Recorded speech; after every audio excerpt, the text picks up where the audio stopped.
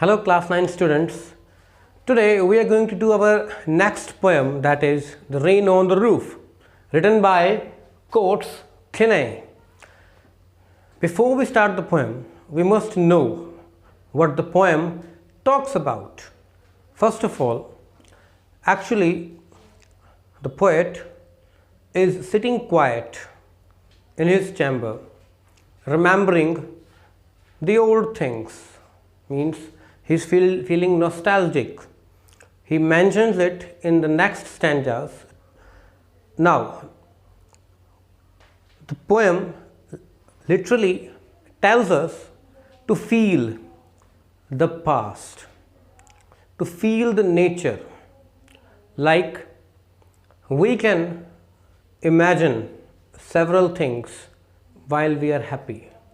We also imagine several things while we are sad. Just like he was missing his mother and listening to the sound on the roof of the rain droplets. So, just like if we try to understand it, कि कभी कभी ज़िंदगी में कुछ बातें ऐसी होती हैं जिन दूसरी चीज़ों के होने की वजह से वो हमें हमारी पास्ट की या हमारे फ्यूचर की वो याद दिलाती है. ह्यूमन नेचर है. सिमिलरली कोट्स किने के साथ भी उस दिन सेम सिचुएशन थी. तो हम पढ़ के देखते हैं. इसमें जो आपको कुछ नया मिलने वाला है वो ये है कि आपको साथ के साथ जो वर्ड्स हैं उनका मीनिंग क्लियर होगा. उसके बाद आपको साथ के साथ उसी स्टैंडा में यूज़ किए गए फिगर्स ऑफ स्पीच का भी पता होगा. उससे क्या होगा कि आपकी अंडरस्टैंडिंग लेवल जो है वो अच्छा हो जाएगा. मीन्स कि आपको पोएम अपने रेफरेंस से समझ आएगी. मैं जो समझा रहा हूँ वो रेफरेंस है मेरा पढ़ा हुआ रेफरेंस है, मेरा खुद का बनाया हुआ रेफरेंस है. लेकिन जब आपको पोएट की लिखी हुई बातें समझ में आए कि वो कहना क्या चाहता है और उसके बाद आप अपना खुद का परसेप्शन लगा सकते हो. आपको मीनिंग्स क्लियर होंगे, आपको फिगर्स ऑफ स्पीच क्लियर होगी. तो उसके बाद आप खुद से भी इस चीज़ को सोच सकते हो. अगर एक बार ढंग से पढ़ लिया तो दोबारा इस पोएम को छेड़ने की ज़रूरत नहीं है. Well, the stanza 1 is when the humid shadows hover over all the starry spheres and the melancholy darkness gently weeps in rainy tears. What a bliss to press the pillow of a cottage chamber bed and lie listening to the patter of the soft rain overhead. Now, when the humid मतलब हम बात करते हैं गर्मियों में कहते हैं यार आज ह्यूमिडिटी बहुत है. ह्यूमिडिटी का मतलब क्या है कि मॉइस्चर में नमी है, मतलब एटमॉस्फेयर में या हमारे वेदर में नमी है. तो ह्यूमिड का क्या मतलब हुआ? वन पॉइंट है, one means full of moisture, जिसमें नमी ज़्यादा होती है. शैडो, यहाँ पर शैडो जो है वो क्लाउड्स के लिए यूज़ किया गया है. क्लियर? तो इसको मेटाफर भी कह सकते हैं कि क्लाउड्स को शैडोज मानना. मेटाफर हमने पढ़ा हुआ ना कि एक चीज़ को हम ये कहें कि उसका कोई कंपैरिजन नहीं है, लेकिन मैं आपके कैरेक्टरिस्टिक्स को देख के, आपकी हरकतों को देख करके बोल रहा हूँ. सपोज आप किसी को कह देते हैं कि कोई एक पर्सन जो है वो बहुत बोलता है या वो बहुत खून चूसता है. यार कहते हैं यार ये बड़ा खून पीता है, यार ये बहुत खून चूसता है यार. तो उसको हम कह सकते हैं कि वो वैम्पायर है, क्योंकि वैम्पायर का भी काम क्या होता है? खून चूसने का. तो सिमिलर सिचुएशन हम कह सकते हैं ही इज़ अ वैम्पायर. हालांकि वो रियल में वैम्पायर नहीं है, बट मैं उसको वैम्पायर से कंपेयर करके कह रहा हूँ कि वो वैम्पायर है. ऐसे ही क्लाउड्स जब आते हैं तो छाया छा जाती है. तो ऐसे ही शैडोज वर्ड क्लाउड्स के लिए यूज़ किया गया. होवर का मतलब होता है हवा में लटकना. हालांकि मैंने तो पकड़ रखा है इसको, बट अगर कोई चीज़ लटक रही है तो उसको हम होवर कहेंगे. तो होवर का मतलब क्या हुआ? To remain in one place in air. Now तो ये क्या कह रहा है कि बादल जिसमें नमी है, मतलब उसमें पानी है बादलों में, वो क्या है? वो उनकी घटाएं छा गई हैं. Over all the starry spheres, मतलब पहले तो ये देखो कि स्टारी स्फीयर्स क्या हुआ. स्टारी का मतलब हुआ स्टार्स से, स्फीयर्स यहाँ पे क्या है? स्टारी स्फीयर्स मतलब कि जो आसमान है स्टारी स्फीयर्स, वो कंप्लीट एक फ्रेज बन रहा है sky full of stars. Clear. तो अब देखो स क्या बन रहा है, एलिट्रेशन। क्या बन रहा है, एलिट्रेशन बन रहा है। एलिट्रेशन क्या होता है, रिपीटेशन ऑफ साउंड।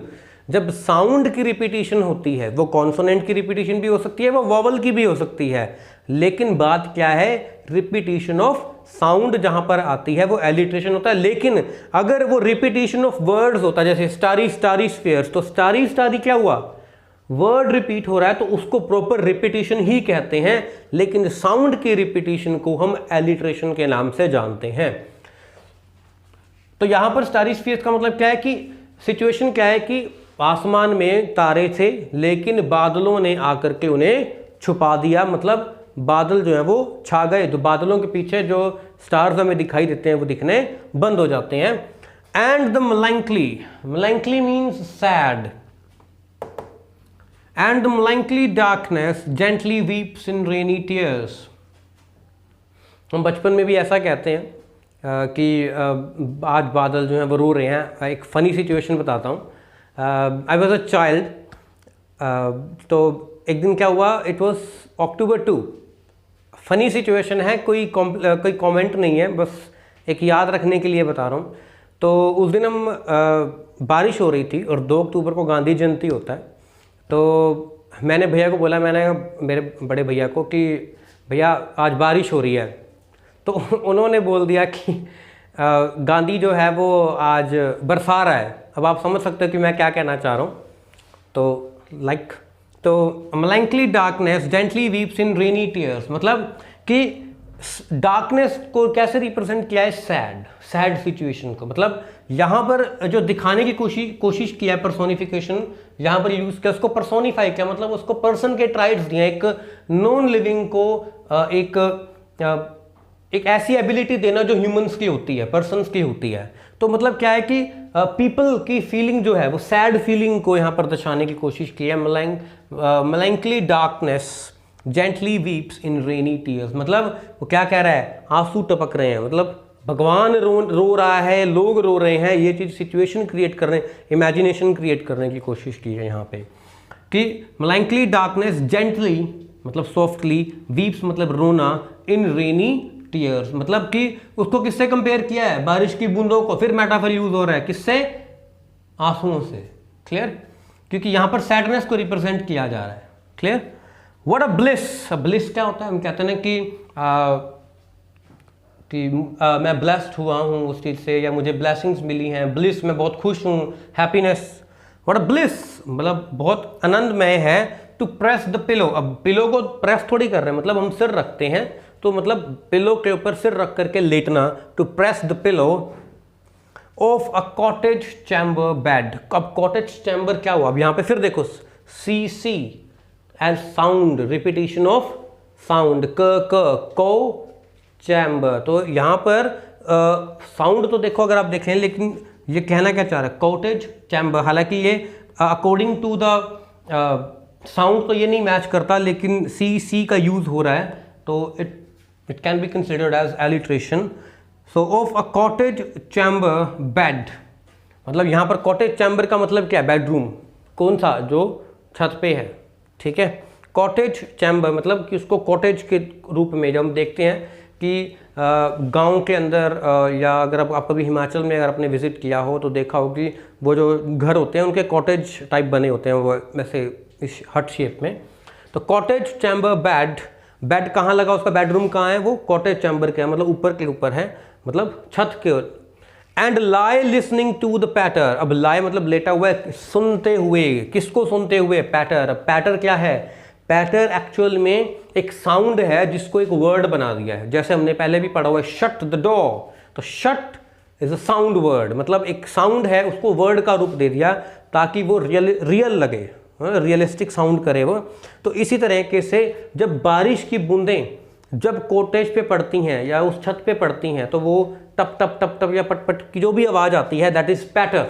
तो ओनोमेटोपिया बोलते हैं जब हम साउंड वर्ड्स को एज इट इज़ लिखते हैं, ये क्लैरिफाई करते हैं कि कैसी साउंड आ रही है, तो उसको बोलते हैं onomatopoeia of soft rain overhead.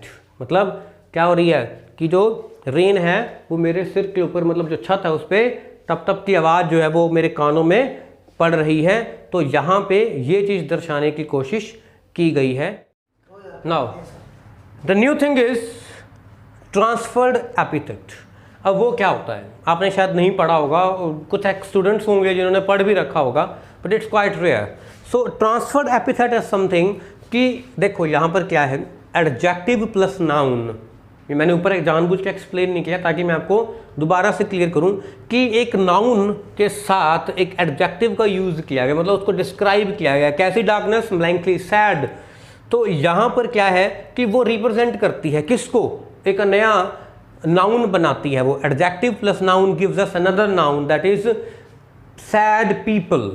तो मतलब मेलैंकली डार्कनेस जो है वो किस चीज़ को रिप्रेजेंट कर रही है, वो हमें क्या क्लैरिफाई करने की कोशिश कर रही है कि वो ट्रांसफ़र कर रही है वो किस चीज़ को। जो मेलैंकली डार्कनेस है वो किस पे ट्रांसफ़र हो रही है, वो किस पे अप्लाई हो रही है,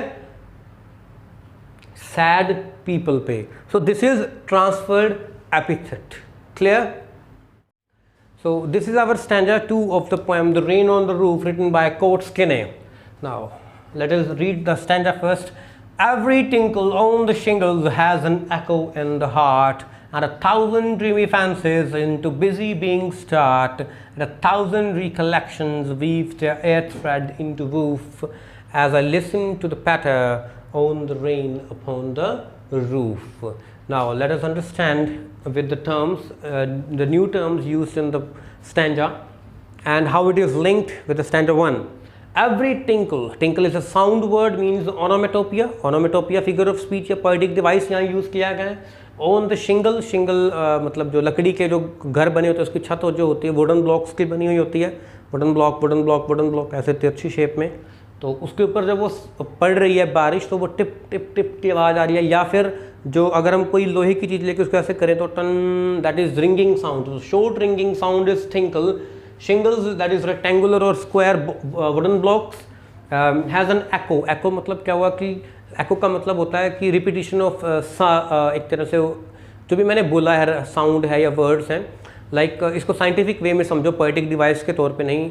आपने देखा होगा गदर मूवी में जिस तरीके से वो सनी देओल जो है वो बोलता है अशरफ अली, तो वो रिपीट होते साउंड अशरफ अली अशरफ अली अशरफ अली। या फिर डेली सोप्स में या डेली सीरियल्स में आपने देखा होगा वो बोलते बहू बहू बहू, दैट इज़ एको। ये ज़्यादातर हिली एरियाज़ में होता है कि साउंड है वो गई, वो स्ट्राइक बैक की, वो वापस आई, फिर हमें दोबारा सुनाई देगी, फिर वो आके वापस भिड़ के फिर वापस गई, फिर वापस आएगी। ये कुछ लिमिट होती है कि इतनी दूरी पर अगर कोई चीज़ है तो वो ऑब्स्टैकल है तो उसे स्ट्राइक बैक करके वापस आएगा। You will cover this in the chapter 9 of class 9, that is sound chapter है ये। एंड 1,000 ड्रीमी फैंसेज, मतलब उसके माइंड जो हार्ट है उसके अंदर बहुत सारे थॉट्स जनरेट हो रहे हैं, बहुत सारी आवाज़ें एकदम से उसके मन में आ रही हैं। किस चीज़ की? जो पास्ट में उसके साथ जो भी कुछ हुआ है, उसके फ्रेंड सर्कल की, उसकी फैमिली की, उसकी बिलवड की, उसके टीचर्स की, या जो भी उसके माइंड में जो थॉट्स हैं वो 1,000 ड्रीमी फैंसेज। अब हमने लास्ट स्टैंडर्ड में पढ़ा था ट्रांसफर्ड एपिथेट, दैट इज़ कि एक चीज़ दूसरे के ऊपर लागू होती है, ट्रांसफ़र हो जाती है। किसके ऊपर लागू हो रही है? वो लोग जिन पे जो वो ड्रीम्स है, जिनके पास सपने हैं उनके ऊपर। तो dreamy fancies, 1,000 dreamy fancies into busy being start. अब बिजी बीइंग कौन है? ह्यूमन बीइंग्स के लिए यूज़ किया, तो ये मेटाफर भी है और ब की साउंड भी रिपीट हो रही है, तो ये एलिट्रेशन भी है। तो अब ये क्या कहता है कि जिन लोगों के सपने हैं, मतलब ऐसे ज़्यादातर क्या होता है कि हम जब बैठे होते हैं तो खुशनुमा मौसम के अंदर हमें पास्ट की बातें याद आती हैं। अरे तुझे याद है यार, हमने ऐसा किया था, हमने वैसा किया था, और वो दिन बड़ा मज़ेदार था। मतलब वी जनरली टॉक अबाउट कि अरे पहले के ज़माने में ऐसे हुआ करता था। हमारे जो बुज़ुर्ग हैं वो हमें ऐसी कहानियाँ सुनाते हैं जब ज़्यादातर मौसम जब ठंडा सा होता है या बारिश का जो मौसम होता है ख़ास उस टाइम पे। तो वो यहाँ पे फैंसीज वर्ड का यूज़ क्यों किया है? क्योंकि एंड यहाँ पर ये दर्शाने की कोशिश की है कि जो थॉट्स हैं वो बहुत ही ज़्यादा पॉजिटिव हैं, मतलब वो खुशनुमा हैं, खुशी देने वाले हैं।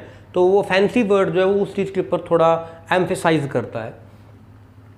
बिजी बीइंग ह्यूमन बीइंग्स के लिए यूज़ हुआ है, ह्यूमन बीइंग्स और बिजी बीइंग्स, क्योंकि हम अपने कामों में बहुत बिजी रहते हैं तो हम भूल जाते हैं अपने पास्ट को कि हमारे साथ कौन हुआ था। हम लाइफ में आगे बढ़ जाते हैं, हमारा पुराना फ्रेंड सर्कल जो है उससे हमारे कॉन्टैक्ट्स ख़त्म हो जाते हैं, कहीं के साथ हम बिल्कुल ही भूल ही जाते हैं कि वो थे भी। फिर पास्ट में कभी बैठे बैठे याद आता, अरे वो आजकल कहाँ होगा, लाइक दैट। तो बिजी बीइंग स्टार्ट, अब बिजी बीइंग एलिट्रेशन के लिए है, एंड 1000 रिकलेक्शंस, 1000 रिकलेक्शंस मतलब कि जो मेमोरीज हैं वो क्या हो रही हैं, दोबारा से रिवाइव हो रही हैं, वो दोबारा से उसके माइंड में आ रही हैं। तो and 1000 recollections weave their air thread into woof. Air thread मतलब यहाँ पे ये समझो कि यहाँ पर एक बार आप एयर थ्रेड को एक ख्याली पुलाव की तरह समझ लो, उसके माइंड में जो ख्याल घूम रहे हैं उसको उसने एयर थ्रेड्स की तरह यूज़ किया है। अब इसको देखो कि वो क्या कर रहा है कि एक थॉट, दूसरा थॉट, तीसरा थॉट, चौथा थॉट, उनको क्या कर रहा है, एक धागे में पिरो रहा है, मतलब उनको वीव कर रहा है, वो जोड़ रहा है उनको कि ऐसा था, फिर वैसा था, ये था, वो था। अब इसी में आप देखो थोड़ा सा यहाँ पर वो साइंटिफिक सा भी हो गया, क्योंकि मॉडर्नाइजेशन जिसको हम क्या देते हैं, as a listen to the patter. अब पैटर क्या है, ओनोमेटोपिया। अब यहाँ पर वर्ड यूज हुआ है air thread into woof.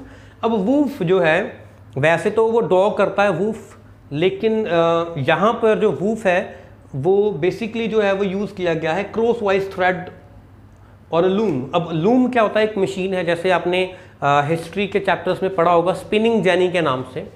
Spinning jenny क्या थी, जैसे कि एक मशीन है जो कि धागे को क्या करती है, ये हमारा हॉरिजॉन्टल है तो इस तरीके से वो सेट कर देती है, मतलब लाइक दिस। तो उसके थॉट्स भी क्या हो रहे हैं, आपस में भिड़ रहे हैं, क्योंकि एकदम से काफ़ी सारे थॉट्स उसके माइंड में आ रहे हैं, तो उसको समझ ही नहीं आ रहा भी मैं कौन सा, लेकिन वो उनको क्या कर रहा है, जोड़ने की कोशिश कर रहा है। ठीक है, तो weave their air thread into woof. Woof एक मतलब उस फिनोमिनन के लिए यूज़ किया गया, आप समझ सकते हो। लूम एक मशीन के ऊपर की जब धागों का से आपस में जोड़ दिया जाता है कि यूँ जा रहे हैं फिर यूँ जा रहे हैं, तो वो आपस में जुड़ गया, like this, you can understand, like this. खैर आप कभी कपड़े को ऐसे स्ट्रेच करके देखना तो आप देखोगे कि एक धागे के ऊपर दूसरा धागा चढ़ा होता है। On the rain upon the roof, तो मतलब कि वो उस चीज़ को बैठ करके बुन रहा है, उन थॉट्स को सेट करने की कोशिश कर रहा है अपने माइंड में, और काफ़ी पॉजिटिव फील कर रहा है। वो हम किस वर्ड से क्लियर कर सकते हैं, फैंसी वर्ड से। This is our stanza 2। Now we are going to do our stanza 3। Now we are going to do our third stanza, that is the last stanza of the poem, The Rain on the Roof by Coates Kenny. Now in the memory comes my mother as she used in years agone to regard the darling dreamers ere she left them till the dawn. Oh, I feel her fond look on me as I list to this refrain which is played upon the shingles by the patter of the rain. Now, what it says is, now in the memory comes my mother. मतलब वो क्या कहता है कि अब उसकी जो mummy के उसके दिमाग में किसकी मेमोरी आती है, उसकी माँ की। As she used in years agone, agone past में agone वर्ड यूज़ करते थे, आज के लिए हम ago years ago। She used in years ago मतलब काफ़ी सालों पहले। To regard the darling dreamers, अब यहाँ पर darling dreamers का क्या मतलब है कि उसकी माँ जो थी उसको क्या समझती थी, बहुत प्रिय समझती थी, डार्लिंग समझती थी। और ड्रीमर क्यों, ड्रीमर मतलब कि वो उसको इस तरीके से ट्रीट करती थी कि वो उसको देखती थी, उसको निहारती थी, उसको बहुत प्यार करती थी कि मेरे बेटे को बहुत अच्छे अच्छे सपने आए। तो to regard the darling dreamers, अब डार्लिंग वर्ड किसके लिए यूज़ किया है, पोएट के लिए। किसके द्वारा, पोएट की मदर के लिए, कि वो उसको बहुत प्रिय समझती थी अपने बच्चे को। एर जो है वो पास्ट के टाइम पे बिफोर था, आज हम उसको बिफोर कहते हैं, लेकिन पास्ट में एर वर्ड का यूज़ करते थे। लिखा हुआ है old poetic device for before.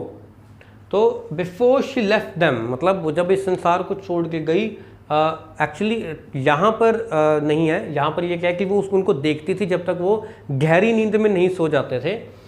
Till the don, तब तक, कब तक, डॉन। अब डॉन क्या होता है, सनराइज, सुबह की पहली किरण तक वो उन्हें छोड़ देती थी, सपने, अच्छे अच्छे सपने लेने के लिए वो उनको सुला के जाती थी। Oh I feel her fond look on me, वो कहता है कि मुझे सोते हुए जब वो मुझे निहारती थी तो मुझे पता होता था कि वो मुझे देख रही है। तो वो जो लुक है वो आज भी मुझे याद है कि मेरी माँ मुझे कितने प्यार से मेरी तरफ देखा करती थी, तो वो उस चीज़ को मिस कर रहा है। As I list, list is for, जैसे एर बिफोर के लिए ऐसे लिस्ट लिसन के लिए है। As I listen to this refrain. अब रेफ्रेन क्या होता है? Repeated part of a song और पोएम। मतलब जैसे हम इसको कई बार हिंदी में अलंकार भी कह देते हैं। कोई भी एक गाना होता है, मुझे म्यूज़िक का इतना नहीं पता कि जो भी बीच में एक ऐसे वर्ड होते हैं जो बार बार रिपीट होते हैं, तो वो कहते हैं कि जब वो उस साउंड को बार बार सुन रहा है, बारिश की साउंड को, विच इज़, उसको वो किससे कंपेयर कर रहा है? पोएम से या सॉन्ग से। Which is played upon the shingles. Shingles आपको मैंने बताया वुडन ब्लॉक, लकड़ी के block, by the patter of the rain. अब पैटर फिर वही ओनोमेटोपिया हो गया। साउंड वर्ड्स देखो इसमें कहीं मिल रहे हैं आपको, डार्लिंग ड्रीमर्स, ड। क्लियर? तो ये एलिट्रेशन का यहाँ पर यूज़ हो रहा है, पर्सोनिफिकेशन का यूज़ भी हो रहा है, और कुछ यहाँ पर पास्ट के पोएटिक डिवाइसेस का भी यूज़ यहाँ पर किया गया है। तो this is the poem. And अगर आपके कोई डाउट्स हैं तो आप कमेंट सेक्शन में वो लिख सकते हैं, आप मुझे कांटेक्ट भी कर सकते हैं। तो अगर कोई भी किसी भी तरीके की आपको हेल्प चाहिए इंग्लिश में, so you can ask me. अगर आपको ये वीडियो अच्छी लगी है तो please like, comment and share, please subscribe. Thank you so much.